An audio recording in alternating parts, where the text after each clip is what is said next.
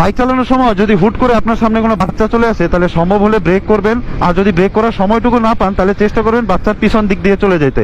কারণ বাচ্চা পোলাপানের যে মেন্টালিটি থাকে, ওটা সব সময় থাকে সামনের দিকে দৌড় দেওয়ার। আবার সেম ভাবে যদি আপনার সামনে হুট করে কোনো একটা বয়স্ক লোক চলে আসে, তাহলে চেষ্টা করবেন ব্রেক করার। আর ব্রেক করার যদি সময়টুকু না পান, তাহলে চেষ্টা করবেন ওনার সামনে দিয়ে চলে যাওয়ার।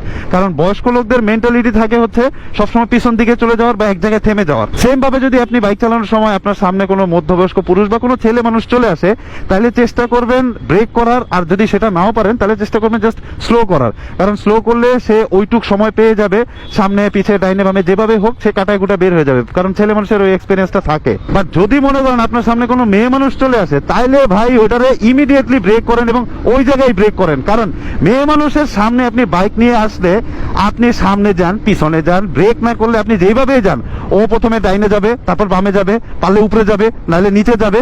এরপরে ওই জায়গায় দাঁড়ায় থাকবে, কানের মধ্যে হাত দিবে, চোখে হাত দিবে, বলবে ও মাই গড। আর যদি কোনোভাবে ওইখান থেকে বাইকটা ফিরতে পারেন, তাহলে যাওয়ার সময় ওই মেরে অবশ্যই একবার বলবেন শান্তি লাগি।